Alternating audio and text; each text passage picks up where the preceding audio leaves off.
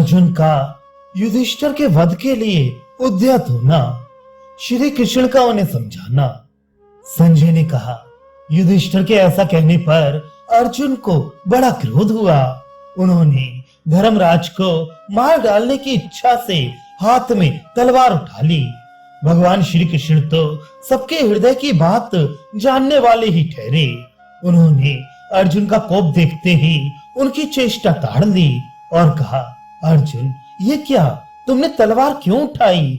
यहाँ किसी से युद्ध करना हो ऐसा तो नहीं दिखाई देता। मैं किसी ऐसे मनुष्य को भी यहाँ नहीं देखता जो तुम्हारा वध्य हो, फिर प्रहार क्यों करना चाहते हो? तुम पर सनक तो सवार नहीं हो गई। मैं पूछता हूँ, बताओ इस समय क्या करने का विचार है? श्री कृष्ण के पूछने पर क्रोध में भरे हुए अर्जुन ने युधिष्ठिर की ओर देखते हुए कहा, गोविंद, मैंने गुप्त रूप से यह प्रतिज्ञा की है कि जो कोई मुझसे ऐसा कह देगा कि तुम अपना गांडीव दूसरे को दे डालो, उसका मैं सिर काट लूंगा।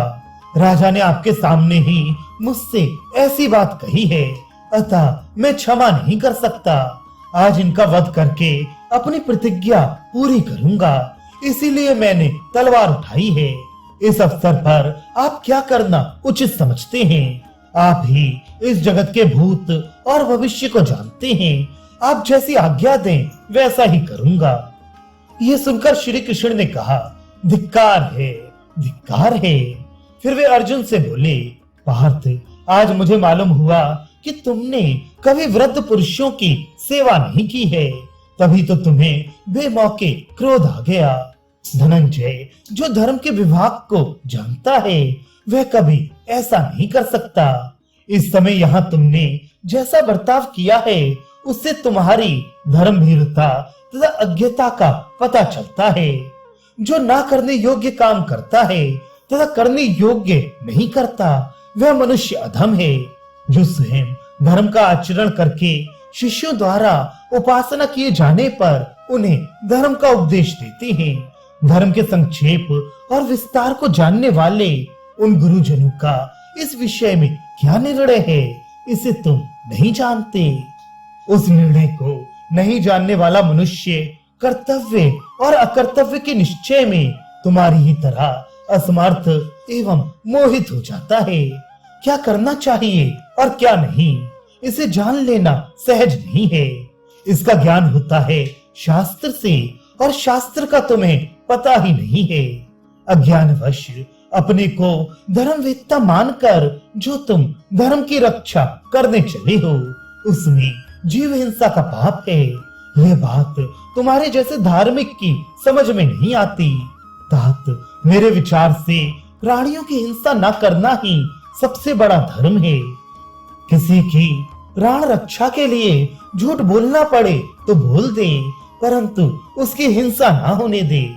भला तुम्हारे जैसा श्रेष्ठ पुरुष अन्य साधारण मनुष्यों के समान अपने धर्मज्ञ भाई एवं चक्रवर्ती राजा को मारने के लिए कैसे तैयार होगा? भारत जो युद्ध ना करता हो, शत्रुता ना रखता हो, रण से विमुख होकर भागा जा रहा हो, शरण में आता हो, हाथ जोड़कर पड़ा हो अथवा असावधान हो, ऐसे मनुष्य का वध करना श्रेष्ठ पुरुष अच्छा नहीं समझते। तुम्हारे बड़े भाई में प्रायः उपर्युक्त सभी बातें हैं। तुमने ना समझ बालक की तरह पहले प्रतिज्ञा कर ली थी, इसलिए मूर्खतावश अधर्म युक्त कार्य करने को तैयार हो गए हो। पार्थ, बताओ तो भला, धर्म के दुर्बोध एवं सूक्ष्म स्वरूप का अच्छी तरह विचार किए ही बिना अपने ज्येष्ठ भ्राता का वध करने को कैसे दौड़ पड़े? पांडुनंदन, अब मैं तुम्हें धर्म का रहस्य बता रहा हूँ। पितामह भीष्म, धर्मज्ञ युधिष्ठिर, विदुर जी अथवा यशस्विनी कुंती देवी तुम्हें धर्म के जिस तत्व का उपदेश कर सकती हैं, उसको मैं ठीक ठीक बता रहा हूँ।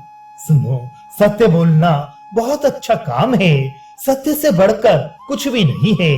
फिर भी सत्यवादी को ही कभी कभी सत्य के स्वरूप का ठीक ठीक ज्ञान होना कठिन हो जाता है। देखो सत्य का अनुष्ठान कैसे होता है। जहाँ सत्य का परिणाम असत्य और असत्य का परिणाम सत्य होता है, वहां सत्य न बोलकर असत्य बोलना ही उचित है। विवाह काल में स्त्री प्रसंग के समय किसी के प्राणों का संकट आने पर, सर्वस्व का अपहरण होते समय तथा ब्राह्मण की भलाई के लिए आवश्यकता हो तो असत्य बोल दे। इन 5 अवसरों पर झूठ बोलने पर पाप नहीं होता। जब किसी का सर्वस्व छीना जा रहा हो तो उसे बचाने के लिए झूठ बोलना कर्तव्य है। वहां असत्य ही सत्य और सत्य ही असत्य हो जाता है, जो वहां भी सत्य ही कह देता है। ऐसे मनुष्य को लोग मूर्ख समझते हैं। पहले सत्य और असत्य का अच्छी तरह निर्णय करके जो परिणाम में सत्य हो उसका पालन करे। केवल अनुष्ठान की दृष्टि से असत्य रूप सत्य का भाषण नहीं करना चाहिए। जो ऐसा करता है वही धर्म भेदता है। जिसकी बुद्धि निष्काम है वह मनुष्य अंधे पशु को मारने वाले बलाक नामक व्याध की भांति अत्यंत कठोर कर्म करके भी यदि महान पुण्य प्राप्त कर ले तो क्या आश्चर्य है।